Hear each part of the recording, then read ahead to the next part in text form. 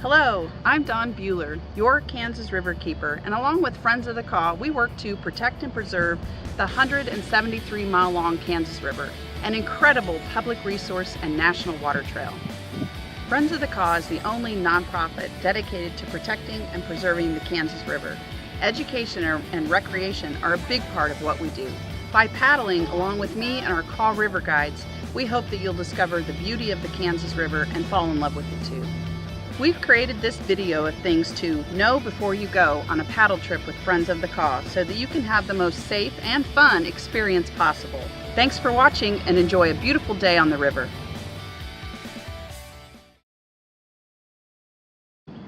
So how does a Friends of the Kaw paddle trip work? We have a lead boat at the front of the trip. This is usually the Kansas River Keeper.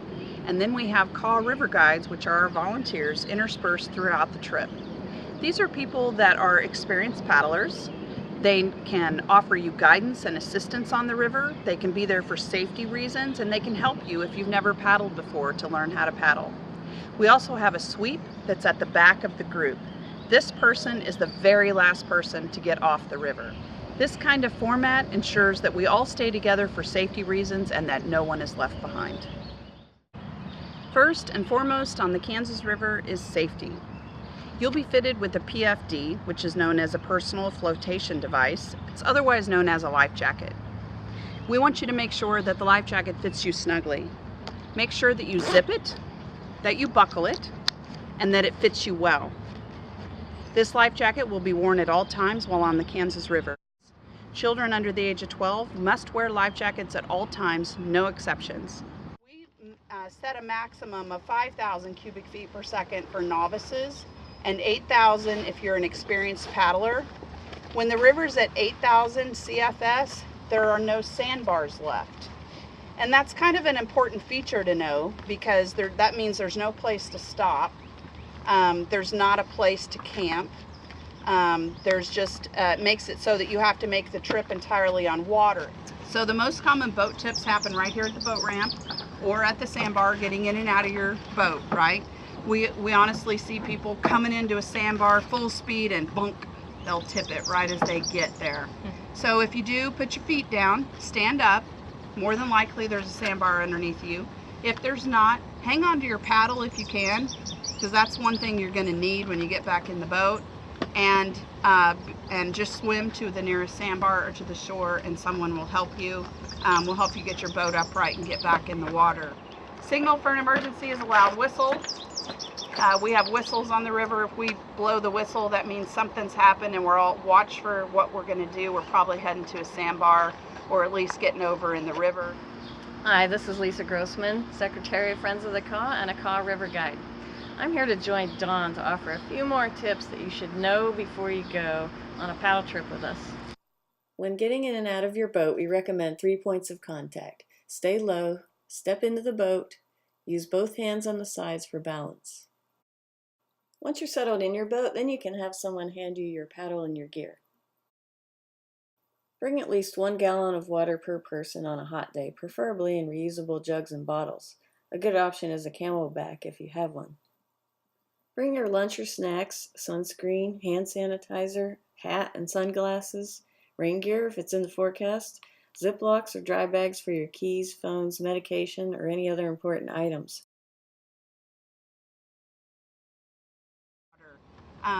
Do make sure that you can secure your belongings in your boat. If you have a cell phone, I'm just telling you, there's always the opportunity you're going to drop it in the river. I carry one of these little doohickeys to keep my phone in, but I do have a dry bag that if anyone wants to put anything in it, you're more than welcome to. So what not to bring on the Kansas River?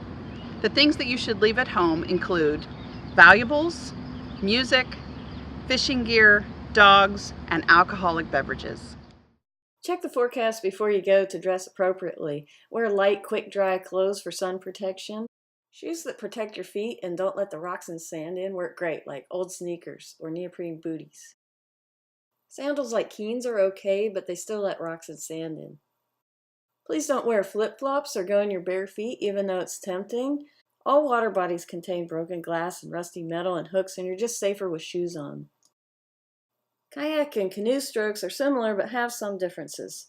Kayak paddles have a double blade and canoe paddles are single bladed. With a canoe paddle, put one hand over the grip and the other about a foot from the blade. Use a strong scooping motion to pull the boat through the water. All paddlers need the back paddle at times to stop or move the boat backwards. If you're in the stern, you're going to need to learn to use the paddle as a rudder. Hold it upright parallel to the side of the boat and move it in or out depending on which direction you want to move the boat.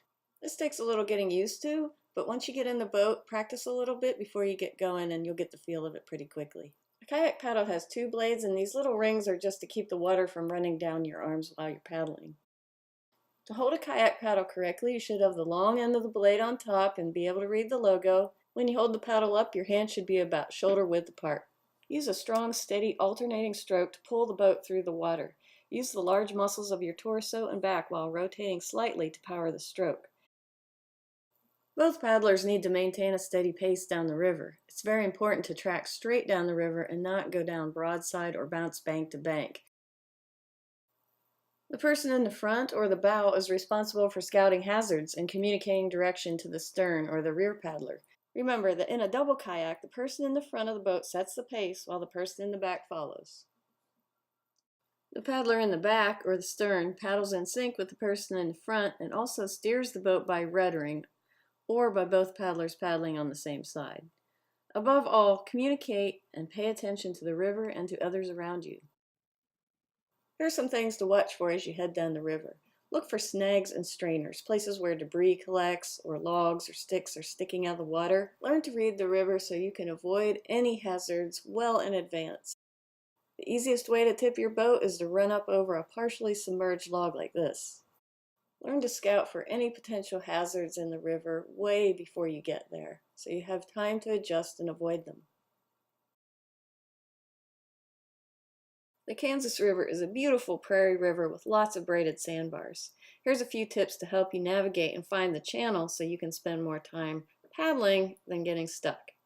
There's always a channel even when the river is low, and the trick is staying in it.